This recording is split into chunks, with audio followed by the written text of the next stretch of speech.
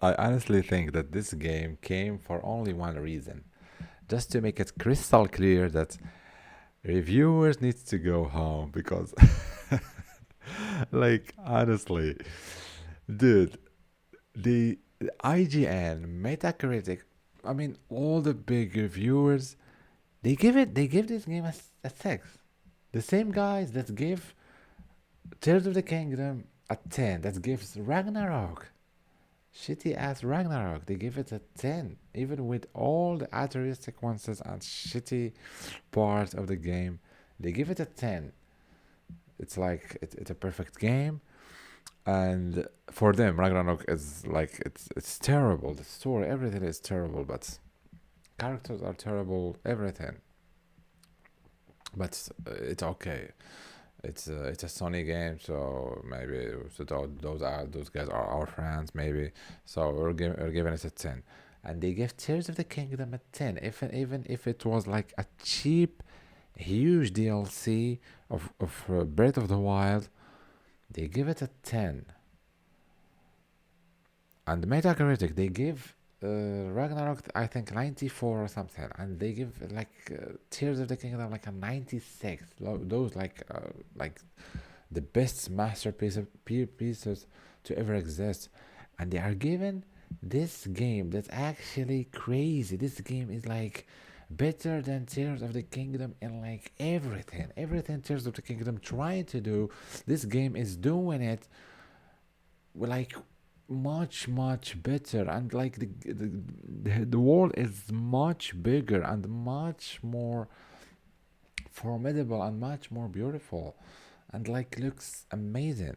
The combat, maybe the combat here is not like Elden Ring, or like, I mean, the combat is not flawless. It does feel janky a little bit sometimes, but it's like much better than the combat in Tears of the Kingdom. The bosses, I mean, honestly, like Tears of the Kingdom had like, I don't know, less than 10 bosses in the whole game. The cube guy, you fought him like 3 times into like 3 versions of the same boss. And here you have like 70 something, 76 bosses, like the real bosses, like absolutely unique bosses.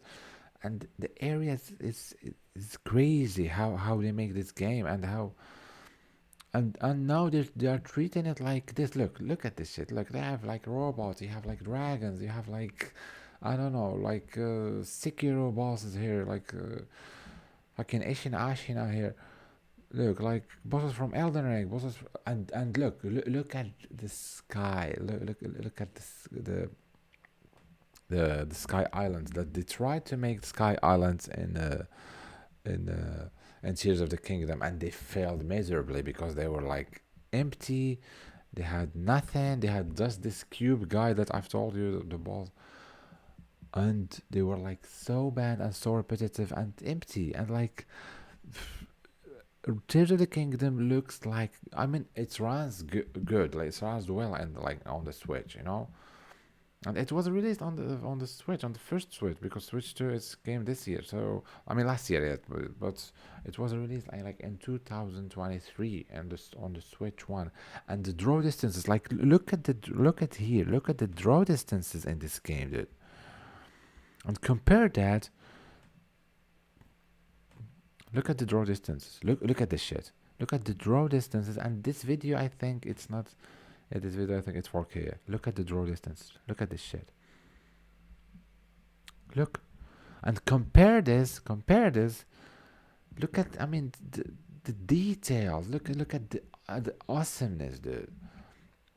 And compare this to run Tears of the Kingdom on your Switch, and just go to the islands, and compare it, and compare those. I mean, you see almost nothing. Like the draw distances are terrible in Tears of the Kingdom, and the enemies are like the same goblins. You have like silver goblin. I don't know, like the same enemies. They added some things here and there. It was like a cheap DLC. It was huge, yes, because they added like the Sky Island. They added the underground area that was terrible. Like it was like so fucking huge, but it was like full of nothingness. Like full of like repeated bosses from I don't know, and that's it. maybe they had like more than 10 bosses. They had like, but less than 20. I mean, I'm counting all of them, mini bosses, everything. But look at this game, dude. How they can give this game, like, even in Metacritic, they are like hurting. I mean, they are not hurting, but they are hurting themselves. They are not hurting this game. This game is amazing, and this game have some flaws. This game is not perfect. This game, like the start of this game, this game is a slow burn, and I didn't like this about this game, because this game you need like to play like for at least like 8 to 10 hours to start like feeling the awesomeness of this game. This game in like the first hours feels like Red Redemption. It's like really slow. The introduction is really slow, and even the gameplay in some parts, it's like it feels like a Red Dead Redemption. It feels sometimes like Assassin's Creed, but in the open world, it feels like Tears of the Kingdom or Breath of the Wild, and the same time it feels like Dragon's Dogma. It's like it's the mixture of all those games, and it's better than all those games. I think honestly, this game is better than Red Dead Redemption. It's better than all those games. This game is insane, honestly, and this game should have should have had like a high score. This game should be like 90 something easily in Metacritic. This game is, if they fixed something, this game is ridiculous. This game is easily is gonna be like one of the best game of the decade of this decade, and maybe of the in history, dude, or the generation.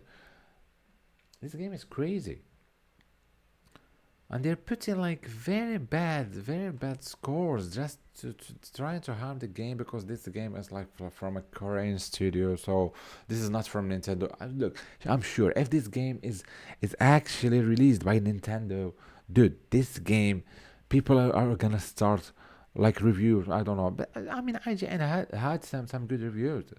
They have some good reviews actually. I like some reviews from them, like this guy's Mitchell Saltzman. I think some reviewers are fine, but other ones that they managed to say that this game is a 6 and the Ragnarok is a 10. Are you crazy, dude? Ragnarok is a 6. Ragnarok is a real 6, because even if it had some good, like the snow area was fine, some areas was okay. The combat is kind of fine, because it's the same combat from 2018, and I enjoyed the combat from 2018, and I enjoyed fighting the Valkyries in 2018. So they did the same thing. They put the Berserkers into in the Ragnarok. So they are like copying the same shit. But nobody questioned that. Nobody like criticized that, and they give it a 10. And this game that makes crazy things. This game is like huge, and you are saying nothing in here. Like literally, they have like five, not five. Oh my god, like five huge areas, five like ridiculous areas, dude. And the game is like ridiculous. The game is, people are talking about like you need like 30, 300 hours, 400 hours to complete the game. This is crazy, and like you have quality, not only quantity. And games like Tears of the Kingdom, like the game felt like so empty. The game like it's nothing. It's like Breath of the Wild 2.0, 2.0, and like they added some like hoverboard, and those like flying machines and shit that you can like craft, and and make, by like linking things to linking those wheels and shit like that, and using like your hand. I forgot the name of the thing, and the fucking ability. So, dude, why they're doing this? Honestly, this game honestly put like all the reviewers to shame, and they honestly make them look like a fucking joke. They they are looking like a fucking joke. Like, honestly, this game is amazing. It had some flaws. I'm not saying this game is perfect. It's a slow burn, and it's actually taking its time like very very slowly, and that's a mistake for me, because if you are an open world game, if you are like a game that have all this content, you need like to give the players in the first like 5 hours, 4 hours. You need to give them. Give them like the awesomeness that you have like in like the middle hours, or like in the ending hours. You need to give them. Look at this shit. Look at this world. That's crazy. This is crazy. Like honestly, reviewers are crazy. Reviewers are turning into a joke. Honestly, this is crazy. Honestly.